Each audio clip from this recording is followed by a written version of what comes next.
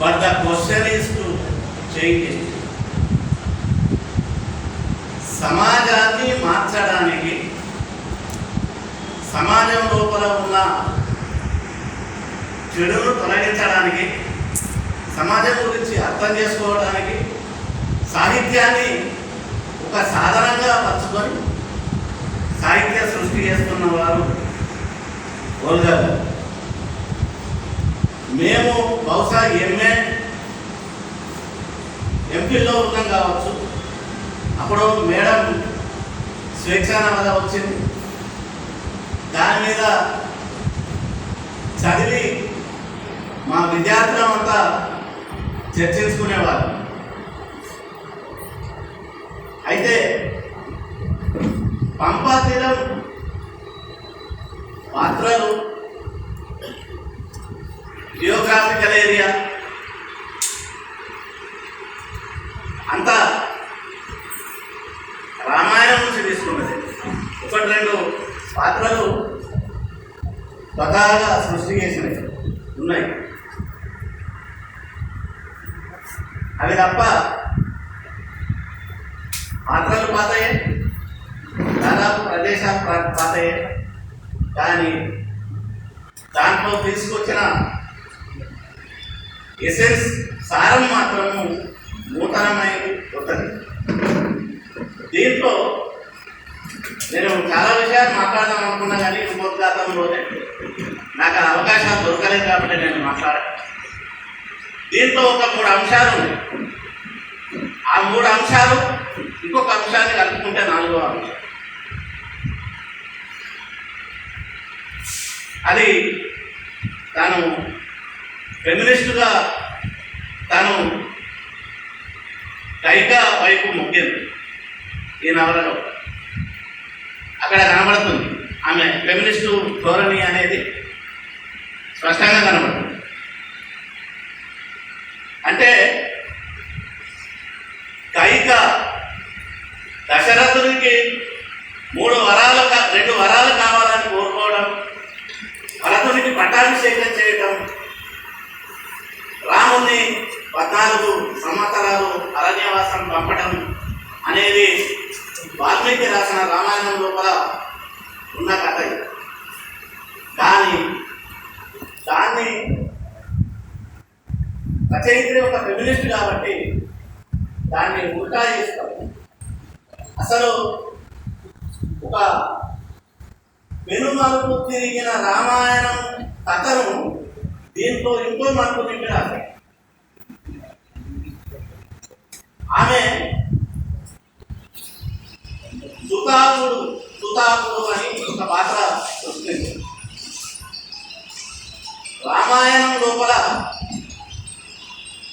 రాముడు అరణ్యవాసానికి వచ్చేటప్పుడు వాస్తవానికి చాలా మందికి తెలియని విషయం ఏంటంటే భారతదేశం లోపల విష్ణు పురాణం లోపల 2 అంశాలు ఉన్నాయి. సూర్యవంశరాజులు, చంద్రవంశరాజులు. సూర్యవంశరాజులేమో ఆ వంశానికి పెద్దవాడే రాజు కావాలి, వేరే వాడు అవ్వడానికి వీల్లేదు. చంద్రవంశరాజుల లోపల అందరు కావాలి, కింద నుంచి మీ దాకా లైన్ బట్టి అందరు రాదు. అట్లా విష్ణు పురాణంలో ఉంది. అయితే మరి ఈ సుతాకుడు ఏం చేసాడు? ఆయన చారాయన బట్టలు వేస్తారు. వాళ్ళు బట్టలు వేసి రాముడు పట్టాభిషేకం కోసము బట్టలు వేసి వశిష్ఠునికి బట్టలు ఇయ్యడానికి, వశిష్ఠునికి బట్టలు ఇయ్యడానికి పోయినప్పుడు ఆయన డోర్ దగ్గర, తలుపుల దగ్గర నిలబడతాడు. లోపల వశిష్ఠుడు, కైక, మంగళ ముగ్గురు వాళ్ళ సంభాషణ వినుకుంటూ తలుపు దగ్గర నిలబడతాడు. వశిష్ఠుడు ఏమంటాడంటే, నువ్వు రాముణ్ణి అరణ్యానికి పొమ్మని చెప్పాలి, భరతునికి పట్టాభిషేకం కావాలని చెప్పాలి. ఎందుకు అంటే ఆర్య ధర్మాన్ని దక్షిణాది లోపల దాన్ని వ్యాప్తి చేయాలి. వ్యాప్తి చేయాలంటే ఏం చేయాలి? రాముడు బయట వెళ్ళిపోవాలి. ఆయన ఒక్కడే చేయగలుగుతాడు. ఇంకొకటి ఏంటి?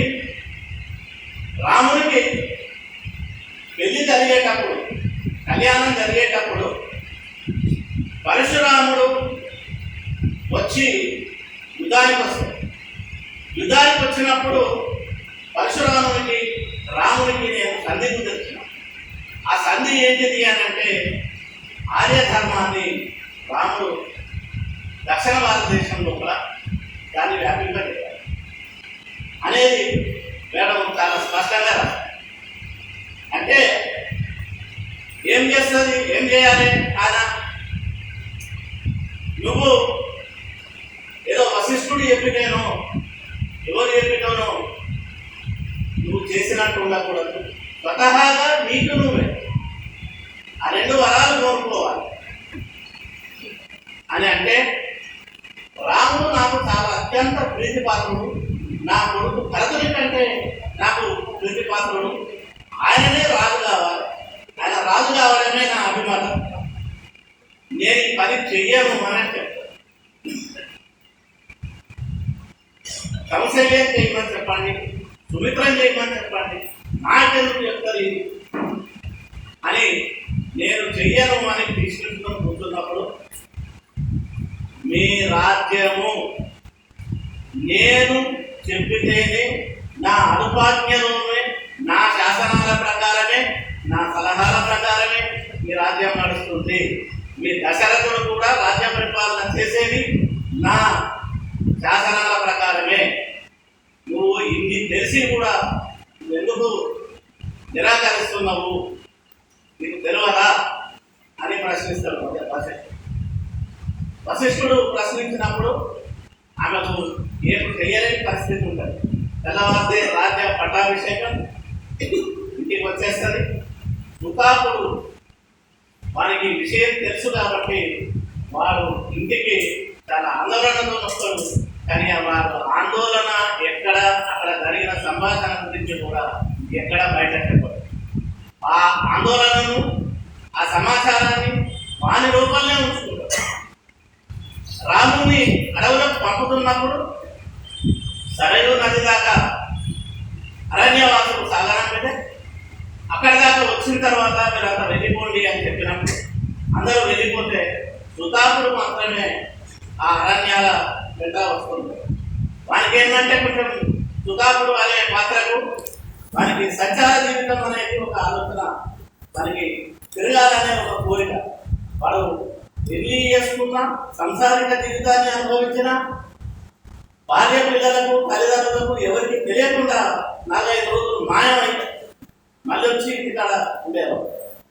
అలాంటి వాడు రాముతో వచ్చి అందరిని పొమ్మన్న తర్వాత దక్షిణంలో ఉన్న విలుమాను అంటే సముద్రాన్ని చూసి నేను పోతా అని మెల్లమెల్లగా తిరుక్కుంటూ ఆ పంప ఆశ్రమానికి, మాతాముని ఆశ్రమానికి